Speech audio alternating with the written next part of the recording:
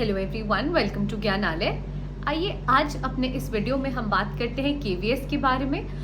जानते हैं कुछ इम्पोर्टेंट अपडेट्स जो कि बहुत ज़्यादा लोगों को परेशान कर रहे हैं। जो कैंडिडेट्स हैं वो बहुत ज़्यादा टेंशन में है एंड एक क्यूरियोसिटी है उनमें ये जानने की कि मैम आप प्लीज़ बताइए कि एनवीएस के एग्ज़ाम्स तो डिले हो ही रहे हैं, वहाँ पे पेपर लीक का भी इशू हो गया।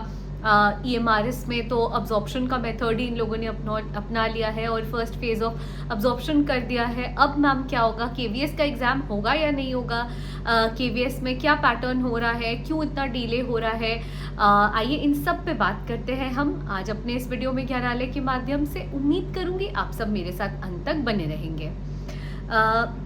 देखिए, सबसे पहले तो मैं आपको बताना चाहती हूँ कि डेफिनेटली जो एनवीएस में हो रहा है वो सिस्टम तो सही नहीं है एंड वहाँ पे री एग्ज़ाम होना चाहिए। जो पेपर लीक हुआ, एक तो इतने आप कहो कि डिले के बाद एग्ज़ाम कंडक्ट हुआ। मैं नॉन टीचिंग पोस्ट की बात कर रही हूँ, टीचिंग वालों के लिए तो एग्ज़ाम्स ही नहीं निकाले इन लोगों ने, नोटिफिकेशन ही नहीं निकाला है और वहाँ पर इतने डिले से एग्ज़ाम कंडक्ट कराया गया। अब जो एग्ज़ाम कंडक्ट हुआ उसमें भी पेपर लीक हो गया भाई। लैब अटेंडेंट और काफ़ी और पोस्ट होंगे जिनके बारे में शायद पता भी ना हो, या कुछ और स्पेसिफिक प्लेसेस होंगे जिनके बारे में पता ना हो, तो कुछ ना कुछ परेशानियां आ रही हैं और इसके कारण कि री एग्ज़ाम डेफिनेटली बच्चों के लिए होना चाहिए यहाँ एनवीएस में।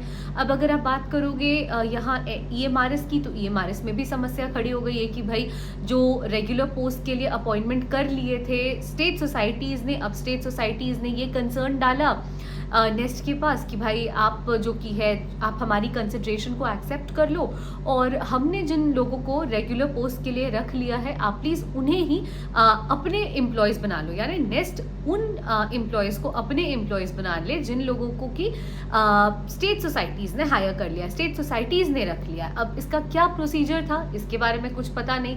स्टेट सोसाइटीज़ के कहने पे नेस्ट ने एक फेज ऑफ अब्जॉर्प्शन कर लिया है, तो क्या आगे भी यही प्रोसीजर फॉलो होगा नेस्ट का, या नेस्ट अब जो 28,000 सीटें बच गई हैं क्या उसे ऐसे ही जो सीट्स है उसमें जो रिक्तियाँ होंगी, जो चयन प्रक्रिया होगी वो ऐसे ही होगी। वहाँ पे भी देखिए कन्फ्यूजन है। अब इन कन्फ्यूजनों के बीच में आप कह सकते हो कि एक जो सबसे बड़ा कन्फ्यूजन केवीएस के कॉन्टेक्स्ट में निकल के आ रहा है वो ये है कि अगर सब कुछ हो चुका है, अमेंडेड गाइडलाइंस निकल गई है मैम, जो प्रपोज गाइडलाइंस इन लोगों ने निकाले थे वो निकल चुका है, तो फिर अब एग्ज़ाम क्यों नहीं कंडक्ट हो रहा।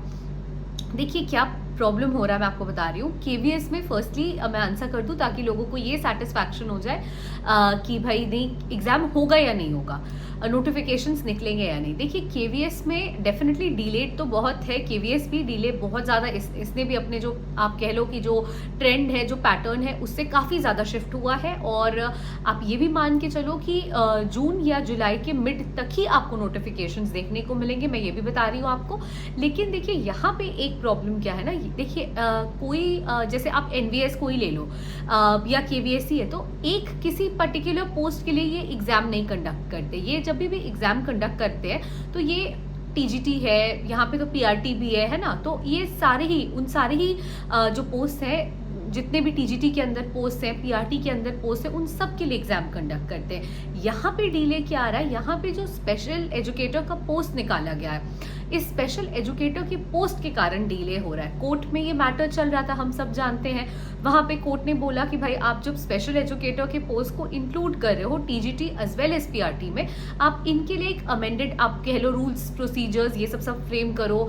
इन रूल्स प्रोसीजर के बाद आप उन्हें टाइमलाइंस के साथ मैच करो, आप उन्हें आप कह सकते हो कि उसको इनिशिएट करो, उस प्रोसीजर को, एजेंसी की फाइनलाइजेशन करो जो एग्जाम्स कंडक्ट करेगा, आप इनके लिए भी नोटिफिकेशंस निकालो।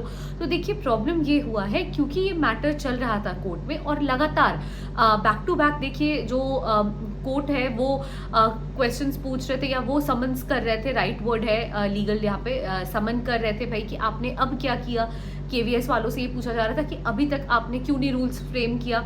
उन्होंने बताया कि भाई हमने रूल्स फ्रेम कर लिया, एनेक्सर ए में आपको जो भी हमारे रूल्स प्रोसीजर्स हैं वो सब कुछ मिल जाएंगे। अब यहाँ पे जब रूल्स फ्रेम हो गए हैं, यहाँ पे फाइनलाइजेशन ऑफ एजेंसीज होती है, फाइनलाइजेशन ऑफ एजेंसीज के बाद ये नोटिफिकेशन निकालते हैं, पूरी प्रक्रिया जो डिपार्टमेंटल इनका जो अपना प्रोसीजर है वो करने के बाद।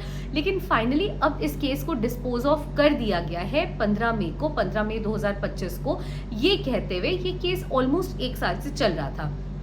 अब इस पोस्ट को कह ये सॉरी इस केस को माफ़ कीजिएगा, ये कह के डिस्पोज ऑफ किया गया है कि भाई कोर्ट इस केस को डिस्पोज ऑफ कर रही है कि आप अभी से यानी 15 मई किसे आप 4 हफ्ते के अंदर अंदर, यानी आप जून भी मान के चलो, 15 जून भी मान के चलो, तो भी आपको ये केस जो है मैं डिस्पोज ऑफ, ये केस हम डिस्पोज ऑफ कर रहे हैं अगर आप 15 जून तक वैकेंसीज निकाल दो तो।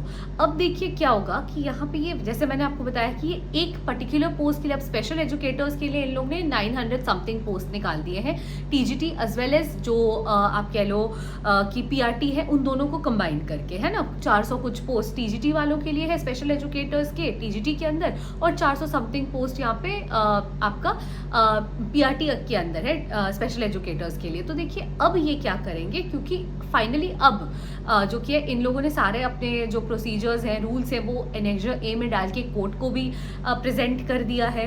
दूसरी चीज़ है, इन लोगों ने वहाँ पे ये कह के कि हम अग्री कर रहे हैं कि भाई हम जो कि है रिक्रूटमेंट अब जल्द से जल्द करेंगे, और कोर्ट ने भी ये कह दिया कि ठीक है हम इस केस को डिस्पोज ऑफ कर रहे हैं, ये कहते हुए कि आज 15 में है और विद इन 4 वीक्स आप रिक्रूटमेंट प्रोसीजर इनिशिएट कर दोगे। तो रिक्रूटमेंट प्रोसीजर इनिशिएट करने का मतलब होता है कि भाई ये नोटिफिकेशन निकालेंगे। अब ये सिर्फ स्पेशल एजुकेटर्स के लिए तो नोटिफिकेशन निकालेंगे नहीं, जैसा मैंने आपको बताया था कि ये जब भी नोटिफिकेशंस निकालते हैं ये टीजीटी के लिए निकालेंगे, पीजीटी के लिए, जितने भी मिसलेनियस पोस्ट है सारे ही पोस्ट के लिए ये रिक्रूटमेंट निकालेंगे। अब जब ये रिक्रूटमेंट निकालेंगे तो आप बिल्कुल उम्मीद कर सकते हो कि जून मिड का तो इन्होंने कह रखा है, लेकिन फिर भी आप जुलाई 1 महीने और जोड़ लो, जो कि होगा नहीं, जुलाई स्टार्टिंग तक मैक्स टू मैक्स इन नोटिफिकेशंस निकालने होंगे। तो ये चीज़ आप दिमाग में रख के चलो कि अब आपके केवीएस के जो नोटिफिकेशंस है, मैंने बताया भी था आपको, किसी ने पूछा था कि मैम अगर हम इस ऑर्डर में देखें कि केवीएस है, एनवीएस है, ईएमआरएस है, और सबके हमें कुछ ना कुछ सुनने में आ रहे हैं कि नोटिफिकेशन निकलेंगे, मैम आप बताओ, मैंने आप चेक भी कर सकते हो पिछले वीडियोस में, तो मैम किसके नोटिफिकेशंस पहले निकलेंगे, और मैंने ये कहा था कि आप देखना केवीएस के नोटिफिकेशंस पहले निकलेंगे, और वही हो रहा है। जो भी इशू हो, यहाँ पे अब्जॉर्प्शन का इशू हो कि इन लोगों ने अब्जॉर्ब कर लिए हैं स्टेट सोसाइटीज़ के ही एम्प्लॉयज़ को, ईएमआरएस वालों ने, वहाँ पे एनवीएस ने ऑलरेडी एक नया पेपर लीक का इशू वहाँ पे बन गया है, और एक ऑलरेडी एक नया प्रॉब्लम उनके लिए क्रिएट हो गया। यहाँ पे केवीएस में जो केस चल रहा था बस वो पेंडिंग था, वो भी for the post of special educator, क्योंकि उसे वहाँ पे ले गया गया था, प्रेजेंट किया गया था कोर्ट में। अब क्योंकि कोर्ट ने समन कर दिया था और इनके ऊपर बहुत बड़ा एक आप कह लो कि बर्डन था कि भाई हमें रूल्स प्रोसीजर, एक टाइमलाइंस अमेंडेड जो रूल्स हम निकालेंगे that should be according to the timelines, वो सब हमें क्रिएट करना है, एजेंसी फाइनलाइज करते हुए हमें नोटिफिकेशन निकालना है। जब जब कोर्ट हमें समन करे, हमें दिखाना है कि हम अपने एंड पे क्या काम कर रहे हैं, तो केवीएस उस चीज़ में बिजी था। अब देखिए, क्योंकि केस डिस्पोज ऑफ किया गया है, ये कह के कि आपको अभी जिस डेट को हम केस डिस्पोज ऑफ कर रहे हैं उससे 4 हफ्ते के अंदर अंदर, 4 हफ्ते यानी 1 महीने के अंदर अंदर आपको ये प्रोसीजर जो कि इनिशिएट कर देना है, रिक्रूटमेंट की जो प्रक्रिया आपको इनिशिएट कर देनी है। तो यानी कि आपको जुलाई स्टार्टिंग तक मैक्स टू मैक्स नोटिफिकेशंस निकलते दिख जाएंगे। और क्योंकि केवीएस, जैसा मैं बार बार बता रही हूँ, किसी एक पर्टिकुलर पोस्ट के लिए मतलब आप देखो कि रिक्रूटमेंट नहीं कंडक्ट करता, तो ऐसा नहीं होगा कि वो सिर्फ स्पेशल एजुकेटर्स के लिए कंडक्ट करेगा। जब भी रिक्रूटमेंट प्रक्रिया कंडक्ट होगी तो वो सारे ही पोस्ट के लिए कंडक्ट होगी, एक चीज़। अब देखिए दूसरी जो सबसे इम्पोर्टेंट क्वेश्चन है वो पूछ रहे लोग मुझसे कि मैम आप ये बताओ कि यहाँ पे क्या स्पेशल, क्योंकि अब ये स्पेशल एजुकेटर की पोस्ट अभी आ रही है तो ये अलग खुद में ही स्पेशल है, तो मैम हम क्या पढ़ें इसके लिए, या हम कैसे तैयारी करें। देखो, अगर आप DSSB को फॉलो करोगे तो वहाँ पे आप ये देख सकते हो कि स्पेशल एजुकेटर्स का जो भी सिलेबस वो कवर कर रहे हैं वो मतलब एक तरह से कंप्लीट है इन इटसेल्फ। तो वो अगर आप पढ़ के जाते हो तो उसमें आपको कहीं से भी लॉस नहीं है। आप कहीं ना कहीं अगर आप देखोगे तो आप हर कुछ टच कर पाओगे, हर कुछ कवर कर पाओगे, और चांसेस ज़्यादा है आपके सिलेक्शन के, क्योंकि पोस्ट ज़्यादा है वहाँ पे चांसेस ज़्यादा हो जाएंगे आपके सिलेक्शन के। कंपटीशन देखिए डेफिनेटली टफ होगा, क्योंकि केवीएस में हर कोई जाना चाहता है। स्पेशल एजुकेटर्स की सीट्स को इंक्लूड कर लिया गया है, 900 समथिंग सीट्स है। तो देखिए बाकी जो टीजीटी है या बाकी जो है उनका आप देखो कि क्लियर है कि क्या सब्जेक्टिव क्वेश्चंस पूछे जा रहे हैं, टियर 2 में क्या है। लेकिन यहाँ पे स्पेशल एजुकेटर्स के लिए मैं DSSB का जो पैटर्न है वही रेफर करना चाहूँगी और कहूँगी कि आप उनके सिलेबस को देखो स्पेशल एजुकेटर के लिए, और वहाँ के सिलेबस को आप फॉलो करो ताकि आप एज अ होल सब कुछ कवर कर पाओ और आपका कुछ भी मिस ना हो जाए। तो that is complete in itself. आपको देखिए अपने सोर्सेज लिमिटेड रखो, आप ये मत सोचो कि मैं वो भी पढ़ लूँ, वो भी पढ़ लूँ, वहाँ से पढ़ लूँ। वो करने में क्या होगा कि आप रिविजन नहीं कर पाओगे और आप मैं एक सही तरीके से बोलूँ तो आप सिर्फ पढ़ोगे और पढ़ा हुआ आप भूल जाओगे और फिर वो कुछ काम नहीं आएगा आपके। यहाँ से आप पढ़ोगे DSSB का पैटर्न लेके, तो यहाँ पे ये होगा कि आप सारे सब्जेक्ट्स जो सारे टॉपिक्स हैं वो सारे टॉपिक्स आप कवर कर पाओगे और उसी चीज़ को आप बार बार रिवाइज कर पाओगे।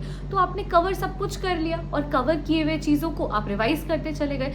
आपने मानो 5 पेज पढ़ा, आज उस 5 पेज में से आपको लगा कि ये 3 पेज ज़्यादा इंपॉर्टेंट है, आपने वो 3 पेज पढ़ लिया, आपने फिर रिविजन किया। उन 3 पेज में से भी आपने स्टार मार्क बना के, आपने हाईलाइटर यूज़ करके मार्क कर लिया कि भाई इन 3 पेज में भी मुझे पढ़ना ही है। वो अपने आप आपका सिलेबस शॉर्टन होता चला जाएगा। उसके लिए आप टेंशन मत लो कि भाई इतना पढ़ना है, कैसे पढ़ेंगे। पढ़ना तो पड़ेगा, आप कैसे भी पढ़ो वो आपके ऊपर है, लेकिन पढ़ना पड़ेगा। और कवर करने का यही सबसे अच्छा तरीका है कि आप एक सोर्स ले लो, DSSB का आप देख लो सिलेबस, उसको आप फॉलो करो, रिविजन करते जाओ। जैसे जैसे आप रिविजन करोगे, जो आपका जो आप कह लो स्टडी टाइम है, उस पर्टिकुलर स्टडी टाइम में आप ज़्यादा कवर कर पाओगे। As much as you revise, वो पोर्शन आपका कम होता चला जाएगा। तो आई होप कि जो कन्फ्यूजन है कि भाई ये इतनी सारी जो परेशानियां आ रही थी मैम NVS के लिए आई, EMRS के लिए आई, क्या वही KVS में भी वैसा कुछ प्रॉब्लम है। जो लोग ये पूछ रहे हैं कि मैम KVS की वैकेंसी कब तक निकलेगी या नहीं निकलेगी इस साल, ये बता दीजिए। मैंने वो भी बता दिया कि भाई मैक्स टू मैक्स जुलाई में आपको नोटिफिकेशन देखने को मिल जाएगा, वो भी स्टार्टिंग जुलाई में, भी इसी साल आपको नोटिफिकेशन देखने को मिल जाएगा। और जो लोग ये पूछ रहे हैं कि मैम स्पेशल एजुकेटर्स की पोस्ट निकाल रहे हैं ये, पर हमें सिलेबस का कुछ पता नहीं, कहाँ से पढ़े, मैंने वो भी बता दिया कि DSSB के पैटर्न को आप फॉलो करो। आपको कहीं ना कहीं आपको खुद को लगेगा कि हाँ आप एक विन विन सिचुएशन पे हो, आप उससे बेनिफिट ही ग्रैब कर रहे हो। तो आई होप कि जो बेसिक डाउट्स थे KVS रिलेटेड वो मैंने क्लियर कर दिए अपने इस वीडियो में। So thank you so much for watching the video till the end. Please stay tuned to Gyanalaya and please do like, share and subscribe our channel. Thank you.